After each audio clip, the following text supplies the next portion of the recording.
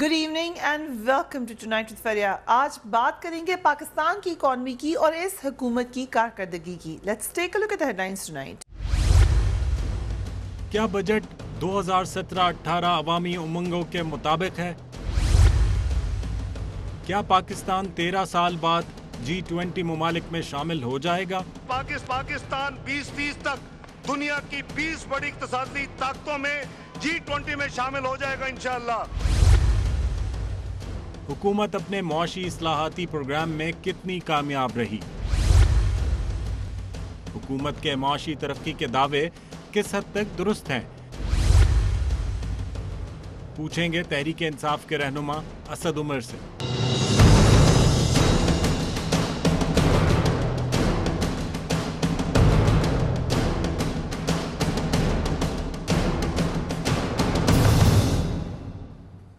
And a very warm welcome to the show. Muslim League Noon की हुकूमत अपना 5वां बजट पेश कर चुकी है। हुकूमत अपनी 4 साला मुआशी पॉलिसीज़ को नहायत कामयाब करार दे रही है। हुकूमत का दावा ये है कि मुल्क की मईशत इतनी तरक्की कर रही है कि जल्द ही पाकिस्तान का शुमार दुनिया के तरक्की याफ्ता ममालिक में होगा। वफाकी वज़ीर ख़ज़ाना ने हुकूमत की कारकर्दगी और मुल्क की तरक्की के हवाले से जो अहम दावे किए हैं उन पर ज़रा नज़र डालते हैं। हुकूमत का कहना यह है कि पाकिस्तान की मजमूई कौमी पैदावार की शरह नमू पहली बार 5.28% रही है। तारीख में पहली बार मुल्क की मईशत का हुजम 300 अरब डॉलर से बढ़ गया है। सनती शोबे की शरह नमू 5.02% रही है। ज़राअत की शरह नमू में रिकॉर्ड इजाफा 3.46% रहा है। सर्विसेज की शरह नमू 3 साल में सबसे ज़्यादा रही 5.98% रही, जो गुज़िश्ता 3 बरसों में सबसे ज़्यादा है। हुकूमत ने बजट खसारा 3.8% तक रखने का हदफ कामयाबी से हासिल किया, जो 3.7% रहा। अफरात ज़र की औसत शरह 4.1% रही। ज़र मुबादला के ज़खायर 21 अरब डॉलर के करीब पहुँच गए हैं। सालाना फ़ीकस आमदनी गुज़िश्ता माली साल 1333 डॉलर थी, जबकि रवा माली साल फ़ीकस आमदनी 1629 डॉलर तक पहुँच गई है। बजट पर वज़ीर ख़ज़ाना के दावे किस हद तक दुरुस्त हैं, ये भी याद रखिए कि ये हुकूमत ख़ास तौर पर अपनी इलेक्शन कैंपेन में ये बात कहती रही थी कि इकॉनमी पर उनका फोकस होगा। शुरू के 100 डेज थे इस हुकूमत के, उसमें भी इकॉनमी और ख़ास तौर पे पावर सेक्टर के हवाले से बार बार कहा कि उनकी प्रायोरिटी रहेगी। क्योंकि ये इस हुकूमत का 5वां बजट है तो डायरेक्शन का तयन हर तरीके से इस बजट से किया जा सकता है। ये भी बात कह चुके हैं फाइनेंस मिनिस्टर कि हो सकता है कि 6ठा बजट भी पेश कर दे हुकूमत, ताकि केयर टेकर को आकर बजट ना पेश करना पड़े। Asad Umar sahab, thank you very much for being with us on this programme. Overall अगर पीपल्स पार्टी के जो बजट थे उससे कंपैरिजन कर लें अब इस हुकूमत की कारकर्दगी, क्योंकि अब एक फेयर कंपैरिजन बनता है, उतना ही वक्त हो चुका है, तो क्या हम समझते हैं कि डायरेक्शन कम से कम स्लोली सही कर दी PMLN ने? जी, इसको अच्छा तरीका है देखने का। मेरे ख्याल में उसको ज़रा सा पीछे चले जाएं, क्योंकि ये तीसरी हुकूमत आ रही है जो लगता है कि अपने 5 साल मुकम्मल करेगी। पहले जमाली साहब और शौकत अजीज़ की हुकूमत थी, उसने 5 साल मुकम्मल किए, फिर जरदारी साहब के पीपल्स पार्टी, और उसके बाद अब ये मियां नवाज शरीफ की हुकूमत। इसका तज्जिया जो है ना, क्योंकि बहुत सारी, जिस तरीके से आपने आदाद शुमार भी पढ़े, वो इतने मुख्तलिफ आदाद शुमार की बात की जा सकती है, तो वो ज़ाहिर है इतना टाइम तो है नहीं। तो हम ऐसा करते हैं कि जो मुस्लिम लीग नून ने अपने मंशूर के अंदर जो 4 बड़े वादे किए थे कि ये तरजीहात हैं हमारी हुकूमत की, और वो तरजीहात ठीक थी, वो तरजीहात गलत नहीं थी, उन तरजीहात में क्या कारकर्दगी गई है। पहला उनका जो वादा था, उन्होंने कहा कि हम लोड शेडिंग मुल्क में ख़त्म कर देंगे। कभी 6 माह का वादा था, कभी 12 माह का, कभी 18 माह, कभी 2 साल। लेकिन अरबों रुपए के इश्तहार निकालने के बाद हकीकत आज ये है, जो रिकॉर्ड, हुकूमती रिकॉर्ड से हमें इंफॉर्मेशन मिलती है कि बिजली की किल्लत जो है वो 2017 की मई में 2013 की मई से ज़्यादा है। तो वो जो आप सिम्त की बात कर रही थी, सिम्त भी हमें नज़र नहीं आ रही है। और जो ये ज़्यादा आदाद शुमार में जाने की ज़रूरत नहीं, मेरे ख्याल में आजकल जो लोग रोज़ाना की बुनियाद पर लोड शेडिंग जिससे गुजर रहे हैं, उनको पता है कि कितनी हकीकत थी इस वादे में कि लोड शेडिंग ख़त्म कर दी। दूसरा, उन्होंने कहा, मियाँ साहब अगर आपको याद हो, बड़ा खूबसूरत इश्तहार बनाया था, तायर लाहौती उस रिस से मौत अच्छी, तो वो कशकोल तोड़ने की बात होती थी। उस कशकोल तोड़ने के अंदर हुआ ये कि जरदारी साहब के 5 साल के अंदर 8,000 अरब रुपए के कर्जों का हुजूम बढ़ गया हमारा। मियाँ साहब की हुकूमत में 3 साल और 9 माह के अंदर वही 8,000 अरब रुपए का हुजूम बढ़ा दिया गया, यानी जो 5 साल में जितने कर्जे जरदारी साहब की हुकूमत ने लिए थे, मियाँ साहब की हुकूमत ने 3 साल और 9 माह में ले लिए। इसी तरीके से बैरूनी कर्जे जो हैं उसमें 15 अरब डॉलर का इजाफा हो गया पिछले हमारे 3-3.5 साल के अंदर। तीसरा बड़ा वादा जो था वो ये था कि हम सरमायाकारी के बगैर मईशत चलती नहीं है। जो मईशत की तरक्की की रफ्तार होती है ना फरिया, वो इंटरनेशनल एक्सपर्ट्स आपको बताएंगे कि वो डायरेक्टली कोरिलेट करती है आपकी जो इन्वेस्टमेंट हो रही है मुल्क के अंदर उससे। सरमायाकारी होगी तो मईशत की रफ्तार तेज़ होती है। बात उनकी बड़ी वजह थी कि जरदारी साहब की हुकूमत में इतनी करप्शन थी कि एतमाद उठ गया था सरमायाकारों का, तो उन्होंने कहा कि जब हम आएंगे गुड गवर्नेंस देंगे, चोरी चकारी बंद हो जाएगी, खुद बहुत सरमायाकारी बढ़ जाएगी। हकीकत ये हुई कि पिछले 30 साल में जितनी भी हुकूमतें आई हैं उनका अगर आप मुवाजना करें तो ये जो 4 साल मियाँ साहब के गुजरे हैं, सबसे कम औसत शरे सरमायाकारी की किसी भी 30 साल हुकूमत में मियाँ साहब के ये 4 साल हैं। ये जरदारी साहब की जो हुकूमत थी उससे भी इसके अंदर गिर गई है। फॉरेन डायरेक्ट इन्वेस्टमेंट की औसत भी, ये आपको शायद बहुत ताज्जुब है इस पर कि इतनी हम सीपेक की बातें सुनते हैं, सीपेक शामिल करने के बाद भी बैरूनी जो सरमायाकारी पाकिस्तान के अंदर हुई है, फॉरेन डायरेक्ट इन्वेस्टमेंट जो है वो उससे कम है औसतन जो जरदारी साहब के वक्त में हुई, ज़ाहिर है उससे बहुत कम है जो पहले शौकत अजीज साहब के वक्त में हुई। और आखिरी बड़ा वादा जो था, उन्होंने कहा कि हमारे पास तजुर्बाकार टीम है, हम बोर्ड्स बनाएंगे। अगर आपको इंटरव्यू याद हो टीवी पे मियाँ साहब ने खुद दिया था, उन्होंने कहा मुझे ब्रीफिंग नहीं लेनी पड़ेगी, मुझे पता है क्या करना है, किससे करवाना है, ये महीनों में नहीं हफ्तों में हम ठीक करेंगे। जो रियासती इदारे हैं उनका जो मजमूई कर्जा है वो मियाँ साहब के 4 साल हुकूमत में दुगना हो गया उस वक़्त से जब इनकी हुकूमत शुरू हुई थी। स्टील मिल जो पाकिस्तान का सबसे बड़ा तरक्याती सबसे बड़ा सनती इदारा है वो 23 माह से बंद पड़ा हुआ है। PIA के रोज़ स्कैंडल्स आप नए सुनते हैं, खसारा वहीं का वहीं चल रहा है। रेलवेज़ खसारा तो नहीं कम कर सकी, लेकिन नए रिकॉर्ड उन्होंने रेल एक्सीडेंट्स के ज़रूर सेट कर दिए हैं। तो ये चारों वादों के ऊपर किसी एक के अंदर भी हमें सिर्फ ये नहीं कि हमें वादे पे पूरे उतरते हुए नजर आ रहे, लेकिन हमें तनज़्ज़ुली नजर आ रही है उस हुकूमत की बनिस्बत जो कि इंतहाई जिसकी नाकस कारकर्दगी थी, जिसमें बेतहाशा करप्शन थी। मैं अगर शौकत अजीज साहब के वक्त के शामिल करना शुरू कर दूं तो फिर तो कोई कंपैरिजन नहीं। मैं सिर्फ एक आपको मिसाल दे देता हूँ कि ये जो 4 साल हुकूमत ने जो हुकूमती आदाद शुमार हैं उसके मुताबिक तकरीबन 4.5% से कुछ कम औसतन शरह रही है मईशत की तरक्की की। ये जो 2002 से 2007 का पीरियड था, 5 साल के पीरियड के अंदर 7%, 4.5 से कम और 7% का मुवाजना आप सोच लें, वो होती थी तरक्की, क्योंकि सरमायाकारी उस वक्त ज़्यादा हो रही थी। आखिरी चीज़ जो सबसे ख़तरनाक है पाकिस्तान के लिए वो ये कि जो हम बैरूनी कर्ज़ों के बोझ में धंस रहे हैं उसकी एक बुनियादी वजह यह बनी है कि पाकिस्तान की तारीख में पहली दफ़ा आज तक कभी भी ऐसा नहीं हुआ कि 4 साल हमारी बरामदात गिरती चली जाए। इस वक्त इस साल तकरीबन 20.5 अरब डॉलर के ऊपर लगता है ख़त्म होगी हमारा साल। जब ख़त्म होगा ये 24 और 25 अरब डॉलर के दरमियान थी हमारी एक्सपोर्ट्स आज से 4 साल पहले। सो हमारी इकॉनमी जो है वो बहुत सख्त मुश्किलात के अंदर गिरती चली जा रही है। जैसे मैंने बार पहले कह चुका हूँ कि कर्ज के दलदल में धंस रही है। और सिर्फ ये मैं नहीं कह रहा, पाकिस्तान के जितने भी बड़े इंडिपेंडेंट मईशत के एक्सपर्ट्स हैं, माहिरीन हैं, उन सबका यही ख्याल है। राइट इसमें इसहाक डार साहब का एक पॉइंट ऑफ व्यू है, आई कम टू दैट ऑल्सो। लेकिन जो पिछली इकॉनमी के हवाले से कहा था इसहाक डार साहब ने, पहले वो सुनते हैं। लेट्स लिसन टू इसहाक डार।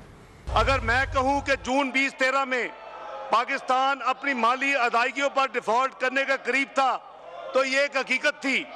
हमारे फॉरेक्स रिजर्व 2 हफ्ते की बरामदात के बराबर और तारीख की कम तरीन सतह पर थे। बड़ी अदायगियां वाजिबुल अदा थी और कमर्शियल बैंक तो क्या, मल्टीलैटरल डेवलपमेंट बैंक भी पाकिस्तान के साथ काम करने से गुरेजा थे। उस साल FPR की टैक्स वसूलियों में इजाफे की शरह 3.38% थी, जबकि अखराजात बहुत ज्यादा थे। नतीजा में फिस्कल डेफिसिट 8% से तजावज कर चुका था।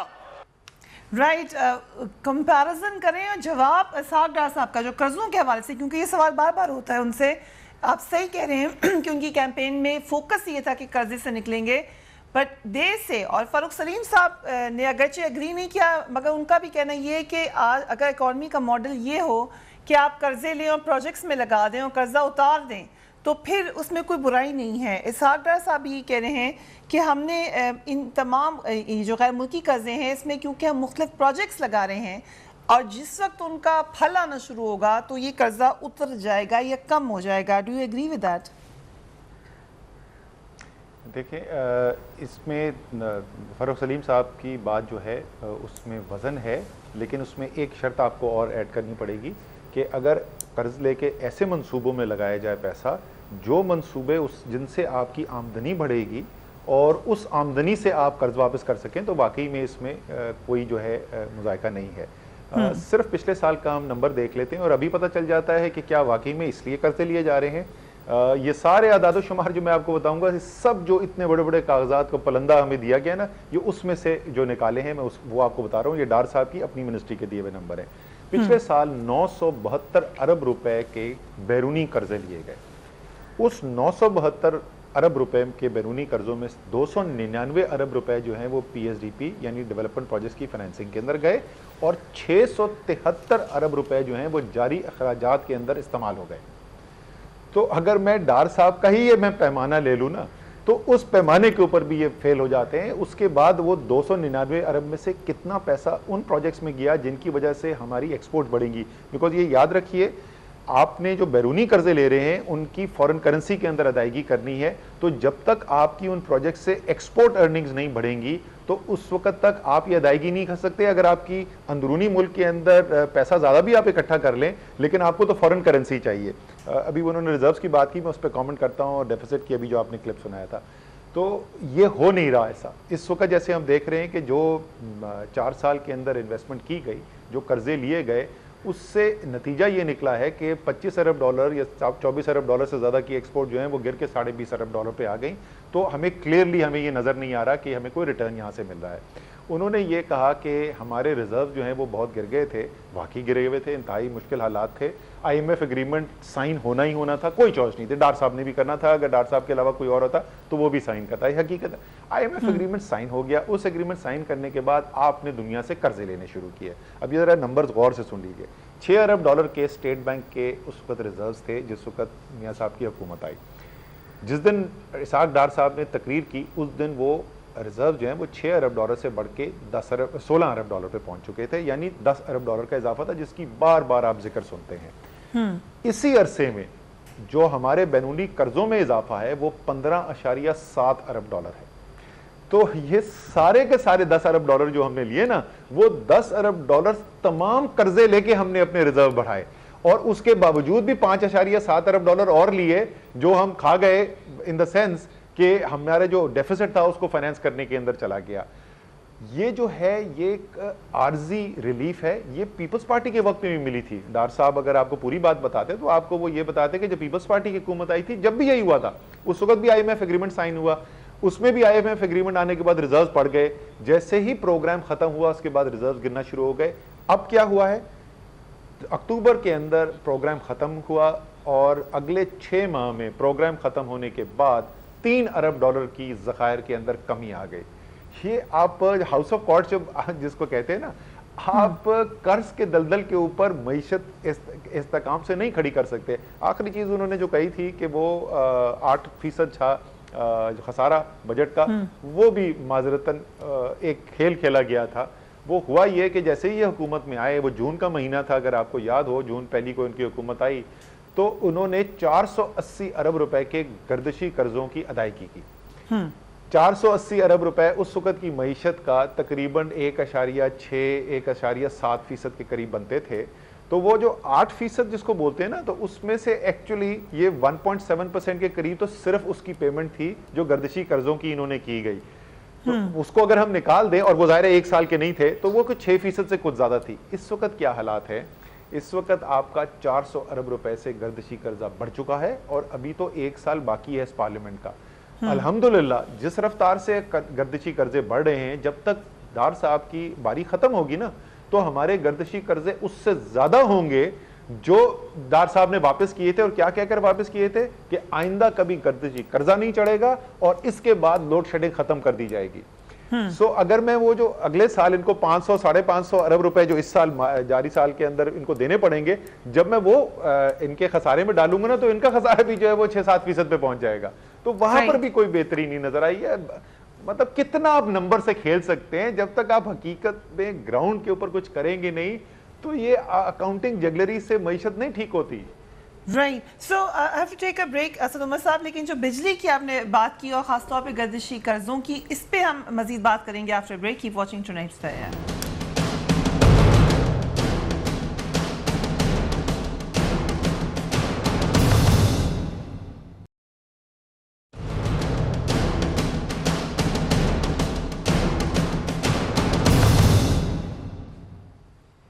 And welcome back. Asad Umar sahab ने बिजली का जिक्र किया, गर्दिशी कर्जों का, लोड शेडिंग भी एक मसला रहा है इस हुकूमत का। इस हवाले से क्या कहा फाइनेंस मिनिस्टर ने, लेट्स वॉच दैट। गैस की फराहमी बेहतर हुई और सनत के लिए लोड शेडिंग मुकम्मल तौर पर खत्म हो चुकी है, जबकि तजारती और घरेलू सार्फिन के लिए लोड शेडिंग में वाज़ह कमी आई है। इंशाअल्लाह आने वाले साल में लोड शेडिंग का मुकम्मल खात्मा होगा इंशाअल्लाह। असद उमर साहब इस पे बार बार सवाल करते हैं। हुकूमत का कहना ये है कि हमसे थोड़ा सा जो था ओवर एस्टिमेट हो गया, लेकिन दोबारा एक तो सनती लोड शेडिंग किस हद तक उनका दावा दुरुस्त है, I would like to take your comment, लेकिन दूसरी लोड शेडिंग के हवाले से भी वो कहते हैं कि एक और डेट हमें दे दें, दिसंबर तक ख़त्म हो जाएगी है। अच्छा, इसका जवाब जो है वो मुझसे सुनने के बजाय आप जो इस बजट स्पीच के बाद अगले चंद दिन के अंदर हुआ वज़ीर आज़म हाउस में, सिर्फ आप वो खबरें पढ़ लीजिए। वज़ीर आज़म ने कहा अपने मुशीरों को और फेडरल सेक्रेटरी जो हैं कि आप मुझसे बोलते रहें झूठ। आपने जो मुझे कहा कि सिर्फ इतने घंटे 4 घंटे लोड शेडिंग हो रही है और 6 घंटे लोड शेडिंग हो रही है और कोई गैर एलानिया लोड शेडिंग नहीं हो रही है, तो मैंने अपने दफ्तर से फ़ोन कॉल कराई डिस्ट्रिक्ट एडमिनिस्ट्रेशन को बराह रास्त डिस्ट्रिक्ट के अंदर, और जिस भी डिस्ट्रिक्ट में मैंने फ़ोन कॉल करवाया तो पता चला कि लोड शेडिंग हकीकत में उससे कहीं ज़्यादा हो रही है जो आप मुझे बता रहे हैं। तो आप मेरे से झूठ बोलते रहे। फिर उन्होंने कहा कि जो पिछले फॉर्टन पार्क के सेक्रेटरी थे जिनको ट्रांसफ़र कर दिया गया, और इसलिए कर दिया गया कि शायद उनको कुर्बानी का बकरा बना दिया गया, उनको बुलाकर पूछा जाए कि मुझसे क्यों झूठ बोला गया, क्यों मुझे गलत हकाइक दिए गए। वो और बात है कि पूछना उनको चाहिए ख्वाजा आसिफ को, पूछना उनको चाहिए अपनी बेगम कुलसूम के जो रिश्तेदार हैं आबिद शेरेली को। टॉप पे तो सिस्टम के वो बैठे हुए, सेक्रेटरी बेचारी की कहाँ से मुसीबत आ गई। तो मुझे कुछ कहने की ज़रूरत नहीं है। अब तो फाइनली वज़ीर आज़म को भी पता चल गया है कि वाटर एंड पावर मिनिस्ट्री जो है कौम के साथ झूठ बोलती रही। फरिया इतनी खूबसूरत इन्होंने काम किया कि जब IMF का जैसे ही प्रोग्राम खत्म हुआ ना, तो ये आदादो शुमार जो है बिजली की तरसील के, पैदावार के और तरसील के, वो पब्लिकली अवेलेबल होते थे, इन्होंने वो देने बंद कर दिए। जब बजट की किताबें आई तो हमें पता चला उन्होंने क्यों बंद कर दिए थे। पाकिस्तान इकोनॉमिक सर्वे जो फाइनेंस मिनिस्ट्री ने शाया किया, उससे हमें पता चला कि इस जारी साल के अंदर जो बिजली की पैदावार है वो पिछले साल से 16.5% कम है। बढ़ना तो दूर की बात, 16, और छोटी मोटी फर्क की नहीं बात करें हम, 16.5% कम है। आपको ये जहन में रखना चाहिए कि लोगों की आबादी बढ़ती रहती है, मईशत में कभी कम कभी तेज़ कभी कम, लेकिन बढ़ाव आता रहता है। तो बिजली की मांग जो है उसमें औसतन अगर मईशत बहुत ज़्यादा तेज़ ना भी ग्रो कर रही हो तो 5%, 6% के करीब बिजली की मांग के अंदर इजाफा हो जाता है।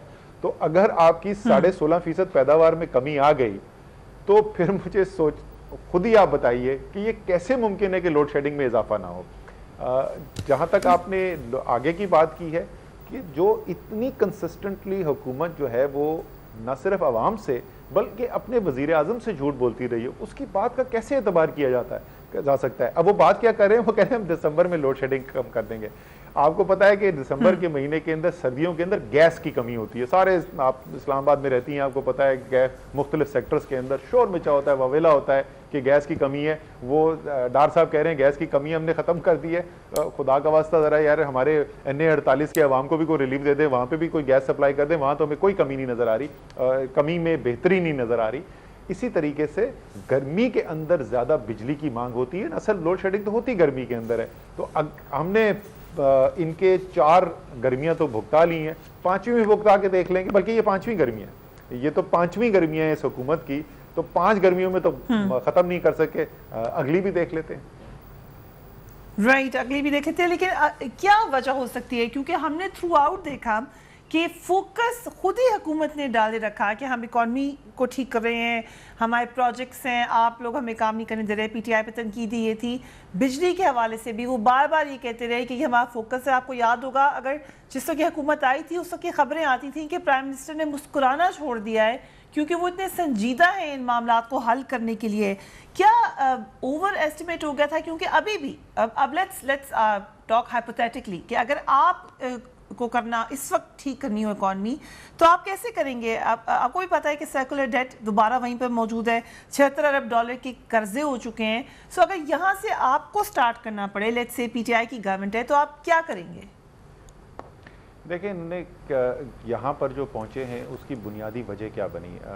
आपके बिजली के निज़ाम के अंदर, वो टेक्निकल हो जाएगा, बहुत तफसील में जाए बगैर आप किसी भी एक्सपर्ट से बात करेंगे तो आपको बताएंगे कि बुनियादी स्ट्रक्चरल इस्लाहात की ज़रूरत है। इसके अंदर एक नहीं, एक सिर्फ ज़्यादा बिजली पैदा करने का इशू नहीं है, इसके अंदर बहुत सारे मुख्तलिफ मुश्किलात हैं।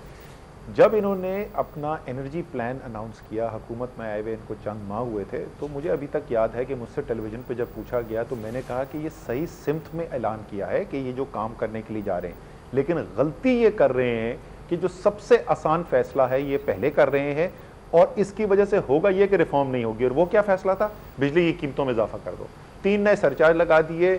आपने मसले को जड़ तक पहुंचने के बजाय हल करने के लिए आसान तरीका ये लगा कि आवाम के ऊपर बोझ डाल दो। उससे हुआ ये कि रिफॉर्म का प्रेशर खत्म हो गया। वो टेम्पररी एक बैंडेड होता है, वो जैसे ही कुछ टाइम गुजरता है आपका मसला वहीं पे आके खड़ा हो जाता है। तो अगर आपने नोट किया हो तो बीच में कुछ गर्दिशी कर्जे की बात दब गई थी, वो जैसे ही कुछ अरसा गुजरा तो एकदम से वो पहाड़ आके खड़ा हो गया है। आज का अखबार अगर आप पढ़ लें तो पीएसओ के रिसीवेबल जो है वो 300 अरब रुपए से ऊपर निकल गए हैं। आईपीपीस, कल मैं बात कर रहा था एक बड़े आईपीपी के ओनर से, वो कह रहे हैं कि जी अगले 1 हफ्ते के अंदर अगर पैसा ना रिलीज किया गया तो आईपीपीस बंद होने शुरू हो जाएंगे। तो जहां पे स्ट्रक्चरली बुनियादी तौर पर जहां सिस्टम खड़ा था आज से 4 साल पहले, वो वहीं का वहीं खड़ा है।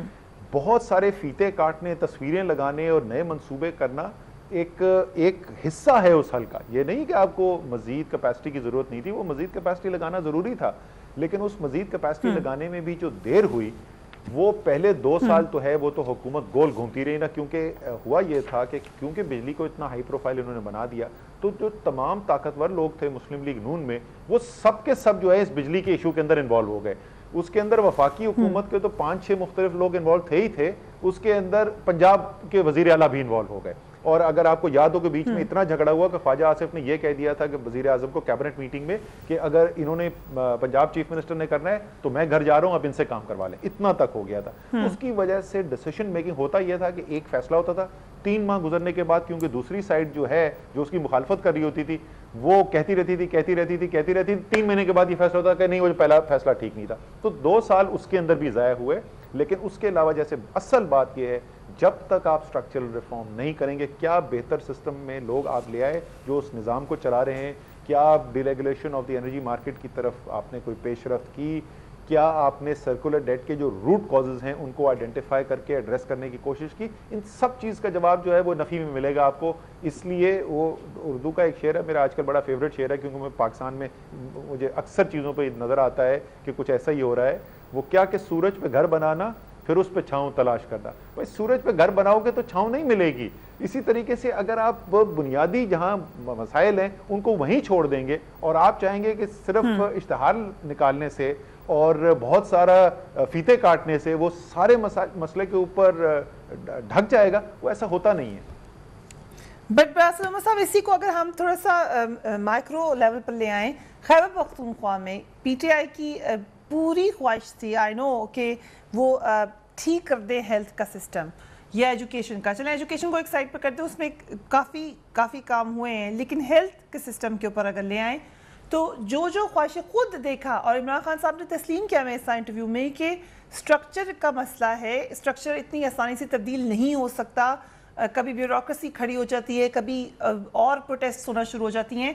कोशिश करने के बावजूद आपको अच्छी तरीके से पता है कितनी तकलीफ हुई उस सिस्टम को तब्दील करने में, अभी तक नहीं हो सका। सो कैसे हम एक्सपेक्ट कर सकते हैं कि गवर्नमेंट एकदम स्ट्रक्चरल तब्दीली ले आएगी?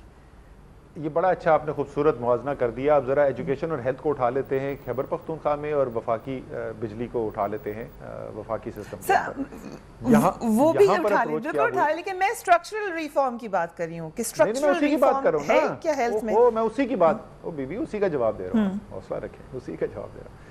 मैं ये कह रहा हूँ कि इनके पास बिजली का सबसे बड़ा मसला था। इन्होंने अप्रोच क्या ली? इन्होंने अप्रोच ये ली कि अरबों डॉलर के प्रोजेक्ट्स लगाएं और पागलों की तरह जो है ना कैपेसिटी बिल्ड करने की शुरू कर दें। सिस्टम की रिफॉर्म को इन्होंने निगलेक्ट कर दिया। वहां पे किस चीज़ के ऊपर जोर डाला गया? वहां पर ये जोर डाला गया एक नया हेल्थ केयर एक्ट आएगा, उसके तहत जो है बोर्ड ऑफ गवर्नर्स बनेंगे, उस बोर्ड ऑफ गवर्नर्स को एम्पावर किया जाएगा और बजटी एलोकेशन साथ साथ उसके बढ़ेंगी। लेकिन ये सारा सिस्टम बेहतर होगा तो बजटी एलोकेशन का कोई फायदा उठेगा। अगर हम वफाकी हुकूमत की वो करते तो हम ऐलान कर देते कि बहुत सारे हॉस्पिटल बना रहे हैं, ठीक है। इसी तरीके से जो स्कूल का सिस्टम था उसके अंदर यहाँ पर एक्ट चेंज किया गया। फिर उसके बाद हमने कहा कि एक मॉनिटरिंग सिस्टम होगा, इसमें टीचर अटेंडेंस इंश्योर की जाएगी and so on and so fourth, जो उसकी लवाजमात हैं जो सिस्टम को रिफॉर्म करने की। नतीजा उसका ये हुआ कि एजुकेशन में हमें ज़रा ज़्यादा जल्दी कामयाबी हासिल की। मेरे ख्याल में अब कोई भी पाकिस्तान में ऐसा नहीं है जो एजुकेशन के ऊपर काम करता है। किसी भी एनजीओ से पूछ लें कि आप बता दें कि बेहतरीन काम एजुकेशन में किस सूबे में हो रहा है, कोई एक भी शायद ऐसा ना हो जो आपको खैबर पख्तूनख्वा की मिसाल ना दे। और क्या इसका मतलब कि वहाँ पे अब काम खत्म हो गया? नहीं, वहाँ अभी भी बहुत और काम करने को है। और ये पहली दफ़ा की टीम है, ये वो तजुर्बाकार टीम नहीं है मियाँ साहब की। इसने इसी तरीके से हेल्थ के अंदर उससे ज़रा ज़्यादा टाइम लगा, लेकिन आपको ये किसने कहा कि वहाँ नहीं हो सका? वहाँ पर फंडामेंटल स्ट्रक्चरल चेंज कर दी गई है। और वही हम लोग आजकल बात करते हैं कि जो पहले 3 साल में हमें लग रहा था कि स्टॉल हुआ है, जैसे ही स्ट्रक्चरल चेंज आई है हमें एकदम से तेजी से तब्दीली आनी शुरू हो गई है। और हेल्थ के बारे में हमें बहुत शिकायत आती थी, मैं आपको खुल के बता रहा हूँ कि हेल्थ के बारे में बहुत शिकायत आती थी। फिर उसके बाद ऐसा टाइम आया बीच में कि शिकायत आनी जरा कम हो गई। अब आजकल मैं एनेक्डोटल एविडेंस की बात कर रहा हूं, लेकिन आजकल हमें सूबे में कुछ शिकायत भी आती हैं, लेकिन कई लोगों की अब ये भी कमेंट आने शुरू हो गए कि हाँ जी बहुत हमें बेहतरी नजर आ रही है। हयाताबाद के जो ओपीडी की तो खैर बहुत ही मशहूर हो गई वो कहानी, उसके अलावा लेडी रीडिंग वगैरह दूसरों के अंदर लोग कह रहे हैं अस्पताल जाते हैं वहां पर डॉक्टर नजर आता है, वहां पर दवाई मिलती है। और वो क्यों हुआ? वो इसलिए हुआ कि नवाज शरीफ की तरह या शहबाज शरीफ साहब की तरह वो डंडा लेके खड़े होकर काम नहीं करने की कोशिश की। सिस्टम को समझा, उसके अंदर बॉटलनेक आइडेंटिफाई किए और स्ट्रक्चरल रिफॉर्म के जरिए उसको परमानेंटली हल करने की कोशिश की गई। सो देन आपसे जो सवाल मैंने किया था कि आप कहाँ से शुरू करेंगे अगर आपको करनी पड़ी इकॉनमी स्ट्रक्चरल रिफॉर्म नहीं सही, कहाँ से आगाज कैसे होगा, कैसे होगा? देखिए, सबसे पहला काम के जो आपका एग्जिस्टिंग सिस्टम चल रहा है वो सिस्टम जो है वो एक ऐसे निज़ाम के तहत चल रहा है जो बिल्कुल एंटिक्वेटेड है। उसका पूरा पर्पस ही ये क्रिएट किया गया है कि जिसके अंदर करप्शन को छुपाया जा सके। कोई ट्रांसपेरेंसी नहीं है इन्फॉर्मेशन की। इन्होंने क्या किया सिस्टम में, बजाय के ट्रांसपेरेंसी में, सिर्फ एक मिसाल दे रहा हूं कि शफाफियत जब तक आप नहीं बढ़ाएंगे, जब तक आपको पता ही नहीं चलेगा हकीकत हो क्या रही है। क्योंकि डर ये था कि अवाम को हकीकत ना पता चल जाए, तो आपने जब शफाफियत खत्म की तो हुकूमत को खुद भी वो हाईलाइट होना खत्म हो गया। मतलब उसकी नतीजा ये निकला कि वजीर आजम 4 साल गुजरने के बाद पूछ रहा है कि मुझसे झूठ क्यों बोलते रहे हो। सो शफाफियत आपने सिस्टम के अंदर ज्यादा लेके आनी है। क्वालिटी ऑफ मैन पावर जब तक आप इंप्रूव नहीं करेंगे आप कोई तब्दीली नहीं ला सकते। अब हालत ये है कि इस हुकूमत की जो एक अमूमी रेपुटेशन बन गई है। मैं चेयरमैन हूँ इंडस्ट्री सनत की कायमा कमेटी का नेशनल असेंबली की। उसमें हमने प्राइवेटाइजेशन कमीशन चेयरमैन को बुलाया हुआ था। स्टील मिल की बात हो रही थी, स्टील मिल बंद हुई हुई है, तो मैंने नाम पढ़ के सुनाए बोर्ड ऑफ डायरेक्टर्स के स्टील मिल के, और मैंने पूछा चेयरमैन साहब से कि मुझे आप बता दें कि आपके ख्याल में ये लोग जो हैं ये स्टील मिल को टर्न अराउंड कर सकते हैं? उन्होंने कहा बिल्कुल नहीं। लेकिन हम क्या करें, हम जिस अच्छे प्रोफेशनल को कहते हैं हमारे साथ आकर काम करने को, तो वो काम करने को तैयार नहीं होता हमारे। अब सवाल ये है कि सारे टॉप प्रोफेशनल्स पाकिस्तान के शौकत अजीज के साथ काम करने को क्यों तैयार थे और मियाँ साहब के साथ क्यों नहीं करने को तैयार? सो वो जो प्रोफेशनल कैडर आपने लेके आनी थी, प्रोफेशनल लोग लेके आने थे जिन पे एक्सपर्टीज है, और हमारे पास ग्लोबल एक्सपर्टीज रखने वाले लोग पाकिस्तान के अंदर मौजूद हैं इस वक्त बिजली के सिस्टम के अंदर। कोई भी उनमें से इन्वॉल्व नहीं होने को तैयार। सो ये दूसरा एक बहुत बड़ा अहम पहलू है। तीसरा जो पहलू है, आपने उसकी पॉलिटिक्स नहीं कवर की। हमने खैबर पख्तूनख्वा से हमने इनिशिएटिव लिया, मैंने चीफ मिनिस्टर साहब को प्रेजेंटेशन की, हमने ख़त लिखवाया परवेज़ खटक से ख्वाजा आसिफ को, और उसके बाद दूसरा ख़त नवाज शरीफ को। हमने कहा जी हम पेस्को का जो खैबर पख्तूनख्वा का बिजली का सिस्टम है हम ये लेने को तैयार हैं। अब खुद रोज खड़े होके ख्वाजा आसिफ आपको ये बताते हैं ओ वहां पे खैबर पख्तूनख्वा में चोरी हो रही है और हम ठीक नहीं कर। भाई हमने वो खुद ऑफर किया आपको, हम ये निजाम लेने के लिए तैयार हैं। उसके बाद इन्होंने जवाब जो है वो क्योंकि क्लियर नहीं दिया तो हमने कहा इस पे प्रेशर डालते हैं ताकि इनको पता चले हम सीरियस हैं, हम सियासत नहीं कर रहे। हमने अपनी मुज़ाकराती टीम की अनाउंसमेंट कर दी। शाह फरमान जो भी इंफॉर्मेशन मिनिस्टर भी बने, इनको हेड बना दिया गया, खत दोबारा लिख दिया गया, जवाब भी आगे से नहीं आया। अगर ये उस वक्त ये कर लेते, अगर ये सिंध और केपी के साथ बैठकर पॉलिटिकली सेटल कर लेते, दोनों के पास गुंजाइश थी, उसमें तहरीके इंसाफ का भी सियासी फायदा होता, उसमें मुस्लिम लीग नून का भी सियासी फायदा होता और पाकिस्तान के अवाम का तो होता ही होता। इन्होंने, और इसी तरीके से यहाँ पे पीपल्स पार्टी और PMLN का होता। इन्होंने पॉलिटिक्स जो है जिसकी वजह से आपका जो गर्दिशी कर्जों का रूट कॉज है विच इज लो रिकवरीज और ये उस पर नहीं किया। फिर जो सिस्टम है आपका जिसके अंदर इंतहाई फरसूदा वो निज़ाम है, हाईली इनएफिशिएंट आपका डिस्ट्रीब्यूशन एंड ट्रांसमिशन सिस्टम है, उनको इन्होंने उसको कंप्लीटली इग्नोर कर दिया। सारे का सारा फोकस जो है आपका रहा कि नई पावर जनरेशन पे। आखिरी पहलू जो इन्होंने नहीं किया, जो पिछली गवर्नमेंट में कुछ थोड़ा बहुत उन्होंने करने की कोशिश की थी कि आपको भी, आप इंग्लैंड में रही नहीं है, अगर आप कंपेयर करें तो हमारे यहाँ बिजली की वेस्टेज बहुत ज़्यादा है। आपके यहाँ जो फिक्सचर्स लगे हुए हैं, लाइटिंग फिक्सचर्स लगे हुए हैं, पंखे लगे हुए हैं, ये बहुत ही हाई एनर्जी कंज्यूमिंग है। इसी तरीके से आपके गाड़ियों की सूरत हाल है, इसी तरीके से फैक्ट्रियों की सूरत हाल है। इसमें डे ऑफ लाइट मीटरिंग में बोलो, मैं बहुत ज़्यादा टेक्निकल डिटेल में नहीं जा सकता, लेकिन ये तमाम चीजें करने की जरूरत थी। अभी 4 चीजें तो मैंने बड़ी आपको गिना दी हैं, इनमें से कुछ भी नहीं हुआ। सिर्फ सारा जोर ये कि पूरे पेज का इश्तहार निकाल दें, मियां साहब उस पर नजर आए, हर खंबे से पंजाब के और इस्लामाबाद पोस्टर लटका दें जिसमें मियां साहब और शहबाज शरीफ की तस्वीर हो कि जी हमने कायद-ए-आज़म सोलर पार्क लगा दिया और पंजाब की और पाकिस्तान की तकदीर बदल दी। बाद में लोगों को पता चला कि जी कायद-ए-आज़म सोलर पार्क से दिन में 12 से 14 मेगावाट बिजली पैदा हो रही है। सो ये पूरी अप्रोच ही अनप्रोफेशनल सियासी अप्रोच थी, ये प्रोफेशनल अप्रोच ही नहीं थी मसले को हल करने की। Right, will take a break, उसके बाद कुछ बातें करेंगे दीगर मामलात पे भी। After break keep watching tonight fair and welcome back. Asad Umar sahab, 2 और बातें की वज़ीर ख़ज़ाना ने। एक तो कर्ज लेने की वजूहात बताई, फिर उन्होंने कहा इंतखाबी मंशूर में जो वादे थे या इस्लाहात के, वो टेक्निकली कह रहे हैं हमने वो अचीव कर लिया। Let's listen to him. Muslim League Noon के जनरल इलेक्शन 2013 के मंशूर के मुताबिक पाकिस्तान ने सितंबर 2016 तक का इस्लाहाती प्रोग्राम कामयाबी से मुकम्मल कर लिया है।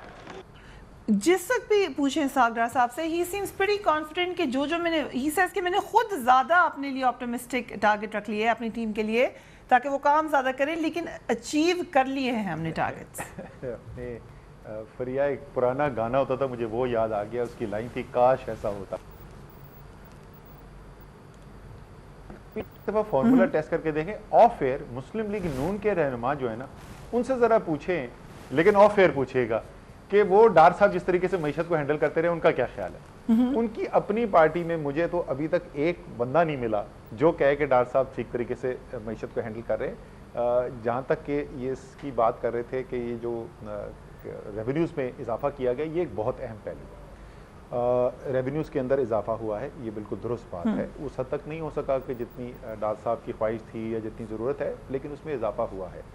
लेकिन इसी चीज़ के अंदर छुपा है मुस्लिम लीग नून का सबसे बड़ा जो नज़रियाती उनका एक जहन है, उनकी एक सोच है जिससे पाकिस्तान के अवाम को सबसे ज़्यादा नुकसान होता है।